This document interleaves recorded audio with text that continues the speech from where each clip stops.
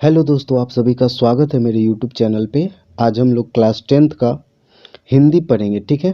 जिसमें जो गोधुली बुक है उसके जितने भी चैप्टर्स हैं उन सभी को बहुत ही अच्छे तरीके से कंप्लीट करने वाले हैं।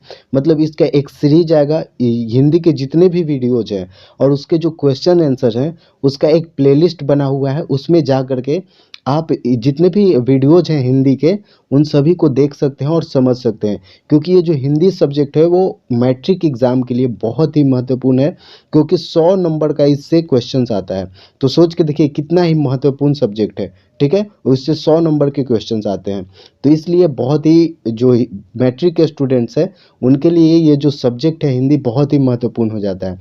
इसलिए ध्यान से जितने भी वीडियोज हैं उनको कंप्लीट और पूरी तरीके से देखिएगा और उसको समझने की कोशिश कीजिएगा। एक भी क्वेश्चन जो है, या तो ऑब्जेक्टिव क्वेश्चंस या फिर सब्जेक्टिव क्वेश्चंस, एक भी क्वेश्चंस आपके छूटने वाले नहीं है। अगर ये जितने भी रेगुलर जो वीडियोज आ रहे हैं उन सभी को फॉलो कीजिएगा और जितने भी इस सीरीज में जितने भी वीडियोज होंगे अगर सभी को कंप्लीट देखते हैं और उनके क्वेश्चन आंसर्स को लिखते जाते हैं तो मान के चलिए कि आपका 100 में से 100 भी आ सकता है, और 100 में से 100 न भी आए तो 90 से कम नहीं आ सकता है, अगर अच्छे तरीके से इन सभी वीडियोज़ को रेगुलरली देखते हैं तो, ठीक है। तो आइए शुरुआत करते हैं और एकदम अच्छे तरीके से क्लियरली बहुत ही बढ़िया से समझने का प्रयास करेंगे। और अभी तक चैनल पे न्यू है तो प्लीज़ चैनल को सब्सक्राइब कर लीजिए, वीडियो को लाइक कर दीजिए और आपके जितने भी फ्रेंड्स हैं जो क्लास 10th में पढ़ते हैं उन सभी के साथ ये जो वीडियो है प्लीज़ शेयर कर दीजिए, जिससे उनको भी हेल्प मिल सके, ठीक है। तो आइए शुरुआत करते हैं। तो हम लोगों को क्या पढ़ना है, ये जो पहला चैप्टर है उसमें क्या पढ़ना है, भीमराव अंबेडकर जी के बारे में पढ़ना है और उनकी जो लिखी हुई बातें हैं, श्रम विभाजन और जाति प्रथा, यानी कि उनका एक निबंध है। उन्होंने एक भाषण लिखा था और उसी वो जो भाषण है वो डिलीवर नहीं कर पाए थे, यानी जहां उनको बोलना था वहां पे इस भाषण को वो नहीं बोल पाए थे। इसलिए इस भाषण को उन्होंने एक अलग बुक में लिखा था और उसी बुक को जो एक राइटर हैं उन्होंने क्या किया है, संकलित किया है और संकलित करके यहाँ पे आप लोगों को पढ़ाने की कोशिश की गई है, जिससे कि आप लोग उस समय की जो सामाजिक व्यवस्था है या फिर अभी की जो सामाजिक व्यवस्था है उसको समझने में बहुत बड़ा, मतलब बहुत बड़ा योगदान होगा इस चैप्टर का। और इस चीज़ को समझने में आपको बहुत मदद मिलेगा। सामाजिक व्यवस्था को, यानी कि जातिगत जो व्यवस्थाएं हैं और जो सामाजिक ढांचा है उसको बहुत ही अच्छे से गहराई से समझने का मौका मिलेगा, जो भीमराव अंबेडकर जी ने लिखी है, जो बातें बताई है, और वो आपको जानना बहुत ही ज़रूरी है। तो सबसे पहले तो बच्चों हम लोग ये जान लेंगे कि जो भीमराव अंबेडकर जी हैं वो कौन है। आई होप इनका नाम आपने पहली बार नहीं सुना होगा, इससे पहले भी भीमराव अंबेडकर जी के बारे में आपने बहुत बार सुना होगा। और इनको संविधान निर्माता भी कहा जाता है, यानी कि भीमराव अंबेडकर जी को किस नाम से जाना जाता है, संविधान के निर्माता। संविधान क्या है, हमारे देश को चलाने के लिए, यानी कि हमारा जो देश किस तरीके से चलता है, मतलब हमारे देश पे किस प्रकार की शासन व्यवस्था होगा, कौन इसके निर्णय लेने वाले व्यक्ति होंगे, जैसे प्रधानमंत्री हो गए, राष्ट्रपति हो गए या फिर इस राज्यों में मुख्यमंत्री हो गए। तो ये सारी जो नियम कानून है वो किस में लिखा हुआ है, संविधान में लिखा हुआ है। तो इसी के निर्माता के रूप में जाना जाता है। ऐसे तो संविधान जो है वो संविधान सभा के द्वारा बनाई गई थी, लेकिन संविधान के निर्माण में एक बहुत ही महत्वपूर्ण भूमिका किनकी थी, भीमराव अंबेडकर जी का था। इसीलिए इनको एक श्रद्धांजलि के रूप में संविधान के निर्माता के रूप में जाना जाता है। भारतीय संविधान के जन्मदाता के रूप में किसे जाना जाता है, भीमराव अंबेडकर जी को जाना जाता है। तो सबसे पहले तो इनके बारे में परिचय जान लेते हैं कि ये हैं कौन, कहाँ से आए हैं, इन्होंने कौन कौन सी पढ़ाई की है और ये किस तरीके से कार्य किए हैं, और समाज में बहुत बड़ा बदलाव लाने के लिए, समाज को आगे बढ़ाने के लिए इन्होंने क्या क्या कार्य किए हैं उनके बारे में जान लेते हैं। तो क्या करें यहाँ पे कि जो बाबा साहब भीमराव अंबेडकर हैं इनका जन्म कहाँ पे हुआ है, तो 14 अप्रैल, इनका कब हुआ था, तो 14 अप्रैल 1891 ईस्वी में महू मध्य प्रदेश में एक दलित परिवार में हुआ था। तो इनका जन्म कब हुआ था, तो 14 अप्रैल 1891 ईस्वी में हुआ था। कब हुआ था, 14 अप्रैल 1891 ईस्वी में। तो ये आपको याद रखना है, क्योंकि ऑब्जेक्टिव क्वेश्चंस में आपसे पूछ लिया जाता है कि जो भीमराव अंबेडकर जी हैं उनका जन्म कब हुआ था, तो 14 अप्रैल 1891 ईस्वी को हुआ था, ठीक है। और ये कहाँ पे हुआ था, तो महू, और महू है कहाँ पे, तो मध्य प्रदेश जो राज्य है उसका एक जगह है महू, महू में हुआ था। और एक किस परिवार में हुआ था? दलित परिवार में हुआ था। तो बच्चों एक वर्ड है दलित। अब ये दलित का मतलब क्या होता है? तो दलित का मतलब होता है जिसको लंबे समय से यानी कि वर्षों से दबाया जाता रहा है, मतलब जिसको एक मार्जिनलाइज्ड कम्युनिटी बोलते हैं, मतलब जिसको समाज के मुख्य धारा में जुड़ने नहीं दिया गया, वैसे परिवार को क्या बोलते हैं? दलित परिवार बोलते हैं, जिसको शेड्यूल्ड कास्ट भी बोलते हैं। भारतीय संविधान में ऐसे जो परिवार है उनको किस नाम से जाना गया है? शेड्यूल्ड कास्ट के रूप में जाना गया है। अब देखो क्या है कि मानव मुक्ति के पुरोधा बाबा साहब अपने समय के सबसे सुपठित जनों में से एक थे। अब ये मानव मुक्ति के पुरोधा, ये मानव मुक्ति के पुरोधा कहने का मतलब क्या हुआ? ऐसे इस ये जो वर्ड है, ये जो वाक्य है, इसके कहने का मतलब क्या हुआ? मानव मुक्ति। मानव मुक्ति मतलब लग रहा है कि जैसे कोई मानव को जकड़ करके बेड़ियों से बांध करके रखा गया था और उसको जो है वो मुक्त करवाने वाले व्यक्तियों में से एक थे। कौन? भीमराव अम्बेडकर जी। तो ये मानव मुक्ति कहने का मतलब क्या हुआ कि जैसे हम लोग जानते हैं कि आज का हमारा जो समाज है वो क्या है? बहुत तरीके के जातिगत बंधनों में बंधा हुआ है। तो उस जातिगत बंधनों से और अलग अलग तरीके की कुरीतियों से जकड़ा हुआ था, तो उन चीज़ों से मुक्त करवाने वाले व्यक्ति कौन थे? डॉक्टर भीमराव अम्बेडकर जी थे। इसीलिए इनको क्या कहा जाता है? यानी कि इसके अगेंस्ट में जितनी भी कुरीतियां समाज में फैली हुई थी और मतलब अलग अलग तरीके की जाति व्यवस्था थी और बहुत ज़्यादा एक तरीके से देखा जाए तो लोगों के साथ भेदभाव होता था, तो उन चीज़ों के खिलाफ में जो भीमराव अम्बेडकर जी थे वो आवाज़ उठाते थे, यानी कि लोगों को इन बंधनों से बाहर निकलने के लिए प्रेरित करते थे।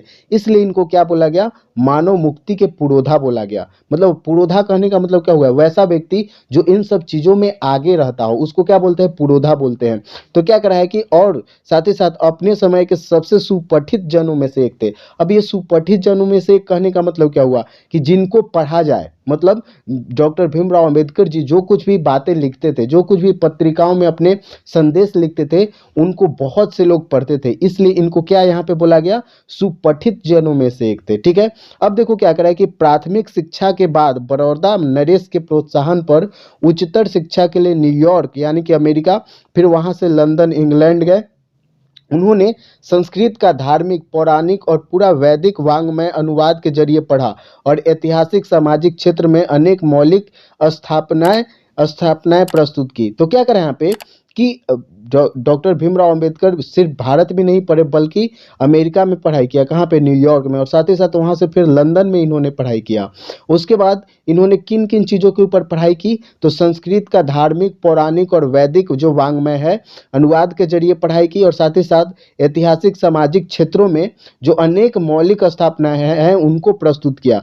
सब मिलाकर वे इतिहास, मीमांसक, विधिवेता, अर्थशास्त्री, समाजशास्त्री, शिक्षाविद तथा धर्म दर्शन के व्याख्याता बन करके उभरे। इसका मतलब क्या हुआ कि इन्होंने अलग अलग क्षेत्रों में शिक्षा हासिल की, जैसे इतिहास के क्षेत्र में विधिवेता, विधिवेता मतलब लॉ के क्षेत्र में, ये आप मान के चलिए ये क्या थे? एक वकील भी थे, यानी कि लॉ जानते थे, मतलब कानून की पढ़ाई इन्होंने की थी। साथ ही साथ इकोनॉमिक्स, अर्थशास्त्र की इन्होंने पढ़ाई की थी, समाजशास्त्र की इन्होंने पढ़ाई की थी और शिक्षाविद तो ये थे ही, मतलब शिक्षा देने का भी काम करते थे, लोगों को पढ़ाने, टीचिंग करने का भी ये काम करते थे और साथ ही साथ धर्म और दर्शन के व्याख्याता थे, यानी कि इन्होंने संस्कृत का धार्मिक, पौराणिक और जितना भी पूरा वैदिक है, जो क्या बोलते हैं स्क्रिप्चर्स हैं, उन सभी को, यानी कि जितने भी ग्रंथ है, बहुत वैदिक ग्रंथ है, उन सभी को इन्होंने अनुवाद उसका जो आता है उसका इन्होंने अध्ययन किया। और एक तरीके से बोले तो ये क्या थे? एक इतिहासकार थे, विधिवेता थे, समाजशास्त्री थे, अर्थशास्त्री थे, शिक्षाविद थे और धर्म दर्शन के व्याख्याता के रूप में ये बन करके उभरे। यानी कि सोच के देखिए, ऐसा कहा जाता है कि जब संविधान बन रहा था तो संविधान बनाने वाली जो संविधान सभा थी तो उसके जितने भी मेंबर्स थे उनमें सबसे ज़्यादा पढ़े लिखे व्यक्ति कौन थे? तो वो थे भीमराव अंबेडकर साहब। तो सोच के देखिए, इतने महान व्यक्ति, इतने पढ़े लिखे, इतने जागरूक और इतने समझदार व्यक्ति थे। कौन? भीमराव अंबेडकर साहब। अब देखो आगे क्या होता है कि स्वदेश में कुछ समय उन्होंने वकालत भी की थी। तो भारत में आकर के उन्होंने क्या किया था? कुछ समय तक वकालत भी किया था। और समाज और राजनीति में, तो बच्चों उसके बाद इन्होंने क्या किया कि समाज और राजनीति में बेहद ही सक्रिय भूमिका निभाते हुए उन्होंने अछूतों, स्त्रियों और मजदूरों को मानवीय अधिकार व सम्मान दिलाने के लिए अथक संघर्ष किया। यानी कि इन्होंने किसके लिए काम किया? मुख्य रूप से किन लोगों के लिए काम किया। तो ये बच्चों आपके लिए जानना बहुत ही ज़रूरी है कि जो भीमराव अंबेडकर जी थे, उन्होंने मुख्य रूप से किन लोगों के लिए काम किया खास करके। तो देखो इन्होंने किसके लिए काम किया, अछूतों के लिए। अब ये बात आती है, एक वर्ड है अछूत। अछूत का मतलब क्या होता है, यानी कि देखो हमारे यहाँ ऐसी परंपराएं चली आ रही थी कि कुछ लोग ऐसा मान के चलते थे कि कोई एक ग्रुप है, उस ग्रुप के व्यक्ति से क्या है, मिलना नहीं है, उससे मिलना जुलना नहीं, उससे टच नहीं होना है, उनसे छुआना नहीं है। अगर उनसे छुआ गए तो वो क्या हो जाएंगे, हम प्रदूषित हो जाएंगे, दूषित हो जाएंगे, ऐसा मान करके चलते थे। ये बहुत ही गलत धारणा था। जो लोग मान करके चलते थे कि कुछ ही व्यक्ति से अगर टच हो जाते हैं तो हम क्या हो जाएंगे, पॉल्यूटेड हो जाएंगे, मतलब दूषित हो जाएंगे, हमको नहाना पड़ेगा, गंगा जल से धोना पड़ेगा, ऐसे ऐसे लोग विचार रखते थे, जो कि बहुत ही गलत था। अगर सोच के देखिए कि मान लीजिए अगर कोई व्यक्ति आप मान लीजिए अगर कोई व्यक्ति इस ग्रुप से बिलोंग करता है, मान लीजिए, ऐसा सोच के देखिए, ऐसा गलत बात है, लेकिन अगर मान लीजिए ये अगर आप ही हैं, अगर हम ही हैं उस जगह पे, और हमारे साथ अगर कोई व्यक्ति ऐसा बिहेव करता है कि हमसे कोई टच हो जाए तो वो जा कर के नहाए या फिर कुछ भी करे, तो आपको कितना बुरा लगेगा। ये बहुत ही बुरा लगने वाला बात है। तो इस तरीके से तो ऐसे व्यक्तियों को क्या बोला जाता था, अछूत बोला जाता था, यानी कि इनसे टच नहीं होना है। इस तरीके का व्यवहार चलता था। ऐसा करना अब क्या है, कानूनन बहुत ही कानूनन जुर्म है, मतलब गैर कानूनी है। ऐसा आप किसी के साथ व्यवहार नहीं कर सकते और आपको करना भी नहीं चाहिए, क्योंकि सभी लोग क्या है, जितने भी मानव है वो सब के सब क्या है, बराबर है। सब लोगों को इक्वल माना गया है, ठीक है, सब लोग बराबर है। ऐसा जो दूषित मानसिकता के लोग थे वो करते थे, ठीक है। आज हम लोग सभ्य समाज में रहते हैं, पढ़े लिखे लोग हैं, ऐसा नहीं मानना चाहिए किसी के साथ, ठीक है। ये बहुत ही गलत है और ये कानूनी बहुत ही जुर्म है, ठीक है, दंडनीय है। तो ऐसा नहीं करना है। तो क्या करें यहाँ पे कि इन्होंने किन के लिए काम किया था, अछूतों के लिए, साथ ही साथ स्त्रियों और मजदूरों को मानवीय अधिकार व सम्मान दिलाने के लिए। यानी कि मानवीय अधिकार कहने का मतलब क्या हुआ, यानी कि एक मानव को जीवन जीने के लिए, अपना सब कुछ सर्वस्व विकास करने के लिए, अपना सेल्फ डेवलपमेंट करने के लिए जो अधिकार चाहिए, जो राइट्स चाहिए, उन राइट्स के लिए इन्होंने क्या किया, काम किया। और साथ ही साथ उनके चिंतन व रचनात्मकता के मुख्यतः 3 प्रेरक व्यक्ति रहे। यानी कि ये ऐसा क्यों सोच पाते थे, अछूतों के लिए क्यों काम कर पाए, स्त्रियों के लिए क्यों काम कर पाए, मानवीय अधिकारों के लिए क्यों लड़े। भारतीय समाज से, जो समाज में ऐसे दूषित मानसिकता के व्यक्ति थे, उनके खिलाफ इन्होंने ऐसा संघर्ष क्यों किया, इसके लिए 3 व्यक्ति इनको प्रेरित करते थे। और वो कौन कौन थे, तो एक महात्मा बुद्ध थे, जो कि आप पढ़े होंगे, क्लास 6 का जो इतिहास है उसमें आप लोग पढ़े होंगे महात्मा बुद्ध के बारे में, कितने खास व्यक्ति थे, कितने उनको भगवान का दर्जा दिया हुआ, यानी कि भगवान बुद्ध, जो कि बहुत ही अच्छे तरीके से सबको समानता का व्यवहार उन्होंने सिखाया कि समाज में कैसे रहना है। जिस समय भारतीय समाज में, यानी कि हिंदुइज्म में बोल सकते हैं कि जिस समय कट्टरवादी एक तरीके का व्यवहार चल रहा था, उस समय महात्मा बुद्ध ने लोगों को एक समान माना। जिस समय भेदभाव बहुत ज़्यादा बढ़ गया था, रूढ़िवादी जो विचारधारा था वो बहुत ही ज़्यादा बढ़ गया था, उस समय महात्मा बुद्ध ने बौद्ध धर्म का स्थापना किया था और लोगों को एक समान माना था। यानी कि लोगों को बोला कि जितने भी व्यक्ति हैं और सबके साथ क्या है, समान व्यवहार करना चाहिए, अच्छा व्यवहार करना चाहिए, प्रेम की दृष्टि से देखना चाहिए। और साथ ही साथ यही नहीं, मानवों के साथ के अलावा उन्होंने जानवरों के साथ भी प्रेम करने का बात बताया था और अहिंसा पर जोर दिया था कि किसी की हिंसा नहीं करनी चाहिए, ठीक है। तो एक तो महात्मा बुद्ध हो गए, उनका जो गहरा प्रभाव है वो किन के ऊपर था, महात्मा बुद्ध का, तो भीमराव अंबेडकर साहब के जीवन पे था। और साथ ही साथ कबीर जी का भी प्रभाव किन के ऊपर था, तो भीमराव अंबेडकर के साथ साथ। और ज्योतिबा फूले जी जो थे, उनका भी जीवन का, उनके लाइफ का जो मतलब उनसे प्रेरित होते थे कौन, डॉक्टर भीमराव अंबेडकर। तो ये 3 प्रेरक व्यक्ति थे, कौन कौन, तो बुद्ध, कबीर और ज्योतिबा फूले। भारत के संविधान निर्माण में उनकी महती भूमिका और एकनिष्ठ समर्पण के कारण ही आज हम उन्हें भारतीय संविधान का निर्माता कहकर श्रद्धांजलि अर्पित करते हैं। और क्या करें कि दिसंबर 1956 ईस्वी में दिल्ली में बाबा साहेब का निधन हो गया। यानी कि इनकी मृत्यु कब हो गई, तो 1956 ईस्वी में हुआ था। कब हुआ था, 1956 ईस्वी में। अब बाबा साहेब ने अब अनेक पुस्तकें लिखी। तो ये जो डॉक्टर भीमराव अंबेडकर जी हैं, इन्होंने बहुत सी पुस्तकें लिखी, जैसे उनकी प्रमुख रचनाएं एवं भाषण है, यानी कि उन्होंने कुछ बुक्स लिखे और साथ ही साथ कुछ भाषण दिए। तो वो कौन कौन से हैं, तो देखो, the caste in India, their mechanism, यानी कि इन्होंने एक बुक लिखा जिसका क्या नाम था, द कास्ट इन इंडिया। तो कास्ट का मतलब क्या होता है, कास्ट का मतलब होता है जाति, कास्ट का मतलब क्या होता है बच्चों? जाति। तो इन्होंने क्या लिखा?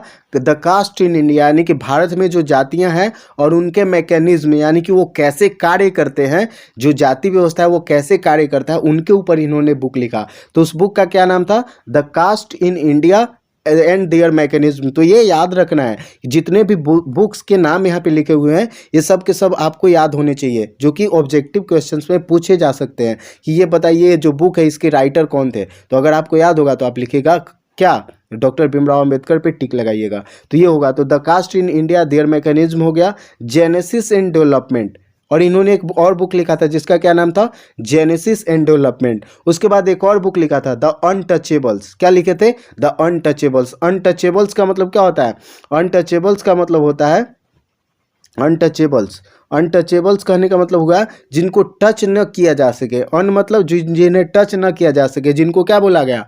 अछूत। तो इन्हीं के ऊपर इन्होंने एक बुक लिख डाला कि कौन कौन अछूत के रूप में जाने जाते हैं और इनको क्यों कहा जाता है और ये कितना गलत है। इनके ऊपर इन्होंने बुक लिखा था जिसका क्या नाम था? The untouchables. Who are they. और इन्होंने एक और बुक लिखा था who are they, who are Shudras. और इन्होंने और लिखा था हु आर शूद्राज। शूद्राज कौन है? Buddhism and communism. इन्होंने एक और बुक लिखा था जिसका क्या नाम था? Buddhism and communism. Buddha and his Dhamma. Buddha and his Dhamma. तो आप भगवान बुद्ध और उस धम्म के बारे में आप लोग पढ़े होंगे, क्लास 6 के हिस्ट्री में पढ़ना था। Thoughts in linguistic states, the rise and fall of the Hindu women, the rise and fall of the Hindu women. और साथ ही साथ एनिहिलेशन ऑफ कास्ट और एनिहिलेशन ऑफ कास्ट। इन्होंने एक और बुक लिखा था जिसका क्या नाम था? Annihilation of cast. कास्ट को कैसे खत्म किया जा सकता है, इसके ऊपर इन्होंने बुक लिखा था। और साथ ही साथ हिंदी में उनका संपूर्ण वाङ्मय भारत सरकार के कल्याण मंत्रालय से बाबा साहेब अम्बेडकर संपूर्ण वाङ्मय नाम से 21 खंडों में प्रकाशित हो चुका है। और यहाँ प्रस्तुत पाठ बाबा साहेब के विख्यात भाषण एनिहिलेशन ऑफ कास्ट के ललई सिंह यादव द्वारा किए गए हिंदी रूपांतरण जाति भेद का उच्छेद से किंचित संपादन के साथ लिया गया है। यानी कि बाबा साहेब अम्बेडकर ने एक भाषण दिया था जिसका क्या नाम था? Annihilation of caste. उसी के कुछ जो अंश है जिनको ललई सिंह यादव ने क्या किया? हिंदी में रूपांतरित किया है। क्योंकि ये इंग्लिश में था एनिहिलेशन ऑफ कास्ट, तो इसको हिंदी में ट्रांसलेट कौन किए हैं? ललई सिंह यादव। और इसी का जो शब्दांश है उसको यहाँ पे लिया गया। यह भाषण जाति पाति तोड़ मंडल के वार्षिक सम्मेलन 1936 के अध्यक्षीय भाषण के रूप में तैयार किया गया था, परंतु इसकी क्रांतिकारी दृष्टि से आयोजकों की पूर्णतः सहमति न बन सकने के कारण सम्मेलन स्थगित हो गया और पढ़ा न जा सका। यानी कि ये जो एनिहिलेशन ऑफ कास्ट है ये एक भाषण था जिसको बाबा साहब अम्बेडकर ने 1936 में एक लाहौर में क्या हो रहा था? एक ये भाषण देने वाला था, मतलब एक सम्मेलन हो रहा था, भाषण देना था इनको। उसी के ऊपर इन्होंने ये एक स्पीच लिखा था, एक भाषण लिखा था, जो कि वो जो सम्मेलन था वो स्थगित हो गया था, जिसके कारण उसको ये बोल नहीं पाए थे वहाँ पे। बाद में बाबा साहब ने इसे स्वतंत्र पुस्तिका का रूप दिया और प्रस्तुत आलेख में भी भारतीय समाज में श्रम विभाजन के नाम पर मध्ययुगीन अवशिष्ट संस्कारों के रूप में बरकरार जाति प्रथा पर मानवीयता और नैसर्गिक न्याय एवं सामाजिक सद्भाव की दृष्टि से विचार करते हैं। जाति प्रथा क्या कराए कि जाति प्रथा के विषमता पूर्वक सामाजिक आधारों, रूढ़ पूर्वाग्रहों और लोकतंत्र के लिए उसकी अस्वस्थकर प्रकृति पर भी यह एक संभ्रांत विधिवेता का दृष्टिकोण उभर सका है। भारतीय लोकतंत्र के भावी नागरिकों के लिए यह आलेख अत्यंत शिक्षाप्रद है। यानी कि ये जो जाति व्यवस्था है ये बहुत ही प्राचीन रूढ़िवादी विचारधारा है जो कि बहुत ही गलत है आज के समाज में। क्या है, ये बहुत ही गलत बात है, लेकिन फिर भी ये चला आ रहा है। तो और एक तरीके से देखा जाए तो जो हमारा लोकतंत्र है इसके लिए अस्वस्थकर है, मतलब ये हमारे लोकतांत्रिक जो देश है इसके लिए खतरा है, बहुत अच्छा नहीं है। ठीक है, आज भी देखा जाता है कि अब ये खतरा कैसे है, हमारे लोकतांत्रिक जो मूल्य है, हमारे जो लोकतांत्रिक देश की जो संरचना है उसके लिए जाति व्यवस्था कैसे खतरा है। तो इसको आप ऐसे समझ सकते हैं कि मान के देखिए कि हमारे लोकतांत्रिक रूप से अगर हमारे यहाँ सरकार चलती है तो उसको वो 5 साल में चुन करके आती है, ठीक है। कोई भी जो लोकतांत्रिक सरकार है वो कितने समय में चुन करके आती है, कितने समय के लिए होती है, 5 साल के लिए। लेकिन हम लोग देखते हैं कि जब चुनाव होता है, जब इलेक्शन होते हैं, तो आप लोग देखिएगा कि अलग अलग कास्ट के अलग अलग नेता जो है वो उभर करके आते हैं, और चाहे वो नेता कितने भी भ्रष्ट हो, कितने भी क्रिमिनल हो, फिर भी वो क्या है, अपने कास्ट के नाम पे क्या करते हैं, वोट मांगते हैं, और उनको कास्ट के नाम पे, जाति के नाम पे वोट मिल भी जाता है। जबकि वो जनता के लिए कार्य न भी करे, वो जनता के लिए अच्छे न हो, फिर भी उनको वोट मिल जाता है। तो एक तरीके से देखा जाए तो ये क्या है, एक लोकतांत्रिक देश के लिए क्या ये अच्छी बात है? नहीं ना। इसलिए इन्होंने कहा कि ये जो जाति व्यवस्था है वो हमारे समाज के लिए, हमारे लोकतांत्रिक मूल्यों के लिए क्या है, बहुत ही अस्वस्थकर है, बहुत ही खतरा है, ठीक है। तो इसी के ऊपर इन्होंने क्या लिखा है, एक स्पीच लिखा था, एनिहिलेशन ऑफ कास्ट, उसी का एक हिंदी रूपांतरण है जिसको ललई सिंह यादव ने क्या किया था, ट्रांसलेट किया था, ठीक है। तो आइए इसको आगे पढ़ते हैं। तो यहाँ पे इसका हेडलाइंस क्या है कि श्रम विभाजन और जाति प्रथा। क्या है बच्चों? श्रम विभाजन और जाति प्रथा। अब देखो यहाँ पे एक वर्ड आता है श्रम विभाजन, पहले तो आता है श्रम, उसके बाद विभाजन, जाति प्रथा। अब ये क्या है? श्रम का मतलब क्या होता है? मेहनत, मजदूरी। श्रम का मतलब सीधा सीधा ये समझ लो कि श्रम का मतलब होता है मेहनत, मजदूरी। जैसे एक लेबरर, जो मान लीजिए कोई बिल्डिंग बन रहा है, कोई मकान बनता है, तो वहाँ पे जो लेबरर है, जो मिस्त्री है, जो काम करता है, तो वो उसको क्या बोलेंगे? श्रम करना, ठीक है। एक ठेला गाड़ी खींचने वाला जो व्यक्ति है, वो ठेला खींच रहा है, तो वो क्या कहलाएगा? वो श्रम कर रहा है, ठीक है। एक ऑफिस में बैठा हुआ जो अधिकारी है, वो भी कुछ काम कर रहा है, तो वो भी क्या कर रहा है? वो भी श्रम कर रहा है। क्या कर रहा है? श्रम कर रहा है, ठीक है। या फिर एक जो टीचर है, जो पढ़ा रहा है, वो भी क्या कर रहा है? श्रम कर रहा है। तो श्रम का मतलब आप लोग समझ गए, काम। श्रम का सीधा सीधा मतलब बोल सकते हैं काम, कार्य करना, ठीक है। अब देखो, अब इसका विभाजन मतलब कौन सा व्यक्ति कौन सा कार्य करेगा, यही क्या कहलाता है? विभाजन। विभाजन कहने का मतलब क्या हुआ? बंटवारा करना। मतलब कौन सा व्यक्ति कौन सा कार्य करेगा, ये सब अलग अलग कार्यों को अलग अलग व्यक्तियों में बांट देना, वही क्या कहलाता है? श्रम विभाजन। और इसी श्रम विभाजन को जाति व्यवस्था से जोड़ दिया जाए, तो इसी के ऊपर इन्होंने, डॉक्टर भीमराव अंबेडकर जी ने लिखा कि श्रम विभाजन को किससे जोड़ दिया गया है? जाति प्रथा से जोड़ दिया गया है। अब ये जाति प्रथा से जोड़ने का मतलब क्या हुआ? आप लोग देखते हैं कि बहुत से ऐसे हमारे समाज में जाति व्यवस्था, जातियां बनाई गई हैं, जो उसी मतलब जो कार्य करते हैं उसी कार्य के ऊपर उनके जाति का नाम रखा गया है। अगर एग्जाम्पल के तौर पे देखें, जो व्यक्ति लोहे का काम करता है उसको क्या बोला जाता है? लोहार। अब ऐसा मान करके चला जाता है कि जो लोहार कम्युनिटी से होगा, जो लोहार जाति से होगा, वो सिर्फ और सिर्फ कौन सा कार्य करेगा? लोहे का कार्य करेगा। अगर कोई लकड़ी का कार्य करता है तो उसको क्या बोला जाता है? बढ़ई बोला जाता है। तो एक तरीके से देखा जाए तो क्या बोला जाता है कि हमारे समाज को क्या कर दिया गया है कि श्रम का विभाजन कर दिया गया है। किसके ऊपर? जाति व्यवस्था के ऊपर। इसकी क्या बुराइयां हैं, इन्हीं के ऊपर जो भीमराव अंबेडकर जी हैं, इन्होंने कुछ बातें लिखी हैं। आइए अब इसको पढ़ने का प्रयास करते हैं, ठीक है। तो क्या करें यहाँ पे कि यह विडंबना की बात है कि इस युग में भी जातिवाद के पोषकों की कमी नहीं है। इन्होंने क्या लिखा कि यह विडंबना की बात है। विडंबना कहने का मतलब क्या है? कि शर्म आनी चाहिए। विडंबना कहने का मतलब क्या है? कि शर्म आनी चाहिए। यह शर्म की बात है कि इस युग में भी, कि आज पढ़ा लिखा जो युग है, इस युग में भी जातिवाद के पोषकों की कमी नहीं है। अब जातिवाद कहने का मतलब क्या हुआ? जातिवाद कहने का मतलब क्या हुआ कि जो लोग जाति को बढ़ावा देते हैं, मतलब जाति व्यवस्था को बनाए रखना चाहते हैं, वैसे व्यक्ति को क्या बोलेंगे? जातिवाद के पोषक। यानी कि जो जाति व्यवस्था को कंटिन्यू रखना चाहते हैं, जो जाति व्यवस्था को सपोर्ट करते हैं, वैसे व्यक्ति को क्या बोलेंगे? जातिवाद का पोषक। मतलब जो जातिवाद को पोषित करता है, बनाए रखना चाहता है। तो इन्होंने क्या बोला कि ये बहुत ही शर्म की बात है, बहुत ही विडंबना की बात है कि इस युग में भी जातिवाद के पोषकों की कमी नहीं है। यानी कि इसको सपोर्ट करने वाले बहुत से लोग हैं। इसके पोषक कई आधारों पर इसका समर्थन करते हैं। अब ये क्या बोलते हैं कि जो जातिवाद को समर्थन करने वाले जो व्यक्ति हैं, वो अलग अलग आधारों पे इस जातिवाद को क्या करते हैं? समर्थन करते हैं। और समर्थन का एक आधार यह कहा जाता है कि आधुनिक सभ्य समाज कार्य कुशलता के लिए श्रम विभाजन को आवश्यक मानता है। अब देखो क्या है कि आधुनिक जो समाज है, मतलब आज का जो समाज है, वो क्या मानता है कि कार्य कुशलता के लिए, कि मतलब कार्य कुशलता कहने का मतलब क्या हुआ कि किसी कार्य में निपुण, मतलब कार्य कुशलता करने का मतलब क्या हुआ कि एक खास लोग एक कार्य में निपुण होते हैं, इसके लिए जो कार्य को विभाजन करना क्या है, बहुत ही जरूरी है। इससे क्या आती है, कार्य कुशलता आती है। मतलब अगर एक कम्युनिटी में अगर बोला जाए कि अगर बोले लोहार, लोहे का जो काम करता है, तो ये जो व्यक्ति है वो इस कार्य में निपुण है, कार्य कुशल है, और कोई दूसरा व्यक्ति इस कार्य को अच्छे तरीके से नहीं कर पाएगा जितना कि लोहार कर पाएगा, क्योंकि वो उस कम्युनिटी से बिलोंग करता है।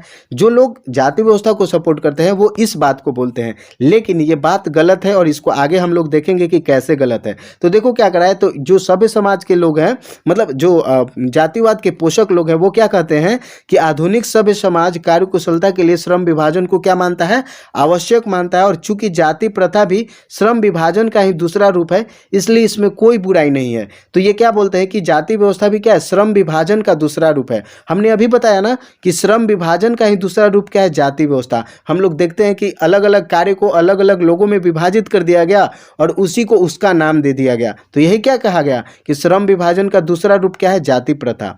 इसलिए इसमें कोई बुराई नहीं है। और इस तर्क के संबंध में पहली बात तो यही आपत्तिजनक है कि जाति प्रथा श्रम विभाजन के साथ साथ श्रमिक विभाजन का भी रूप लिए हुए हैं। अब देखो, श्रम विभाजन तो हो गया कि ये व्यक्ति ये कार्य करेगा, ये कार्य करेगा, लेकिन ये जो कार्य करने वाले व्यक्ति हैं उनका भी बंटवारा कर दिया गया है कि ये व्यक्ति इसी कैटेगरी से क्या करेंगे, बिलोंग करेंगे।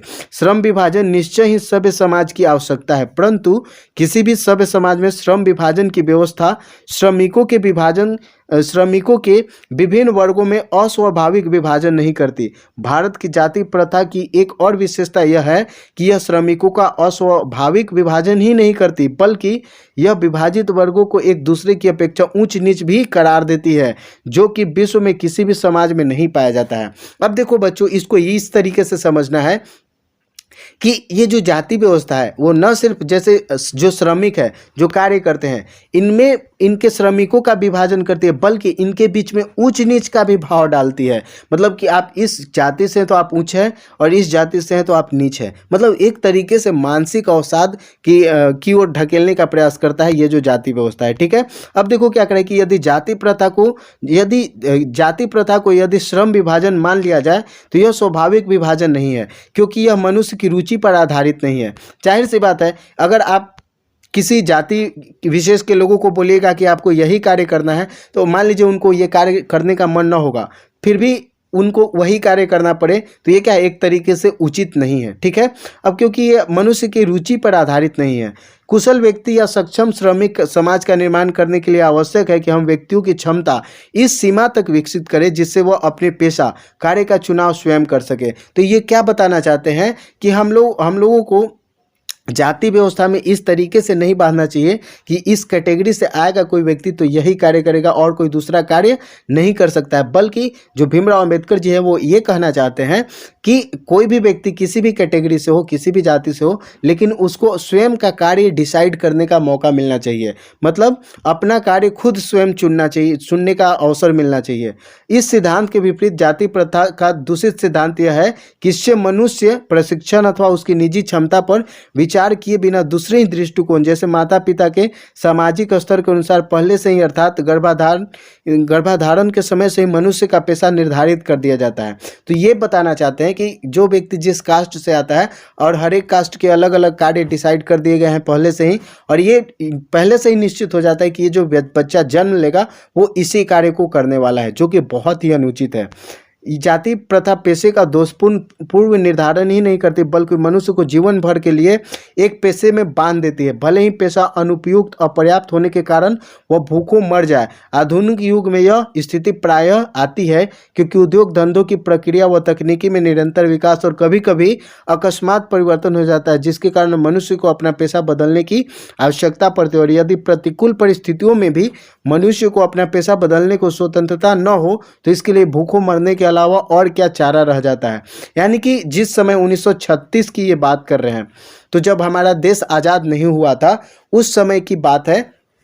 उस समय का हमारा जो समाज था वो इस तरीके से बटा हुआ था कि जो व्यक्ति जिस कास्ट में आता था और जिस कास्ट के लिए जो कार्य डिसाइडेड थे उसी कार्य को वो करना पड़ता था और दूसरा कोई कार्य नहीं अपना सकता था। तो इस तरीके से उस समय की बातें हैं। आज तो जब हमारा देश आज़ाद हो गया 1947 में, जब हमारा देश आज़ाद हुआ तो हमारे देश का क्या बना, संविधान बना, और संविधान में ऐसी व्यवस्था की गई, इन सारी जो परेशानियां इन सभी को दूर करने का प्रयास किया गया। आज ये हमारे समाज में हमारा जो संविधान है वो हमें अधिकार देता है और हर देश के हर एक नागरिक को क्या मानता है, बराबर मानता है और कोई भी व्यक्ति कोई भी कार्य कर सकता है।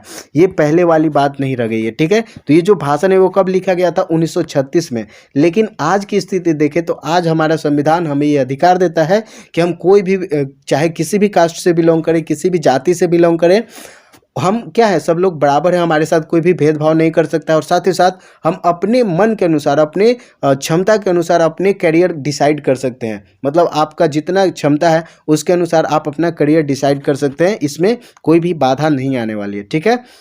तो ये जो बातें हैं वो पहले की है। और क्या करें यहाँ पे कि हिंदू धर्म की जाति प्रथा किसी भी व्यक्ति को ऐसा पेशा चुनने की अनुमति नहीं देता है जो उसके पैतृक पेशा न हो, भले ही वह उसमें पारंगत हो। इस प्रकार पेशा परिवर्तन की अनुमति न देकर जाति प्रथा भारत में बेरोजगारी का एक प्रमुख व प्रत्यक्ष कारण बनी हुई है। तो ये बताना चाहते हैं कि पहले का जो हमारा समाज था वो क्या था कि आप जिस कास्ट से बिलोंग करते हो उसी के आपका जो मतलब बोला जाए तो वंशानुगत जो पेशा है, आपके जो दादाजी पिताजी जो करते आ रहे हैं तो वही कार्य आपको करना है और दूसरा कार्य नहीं कर सकते हैं। तो इस तरीके से इससे क्या हो जाता कि समाज में बेरोजगारी बढ़ जाती, ठीक है।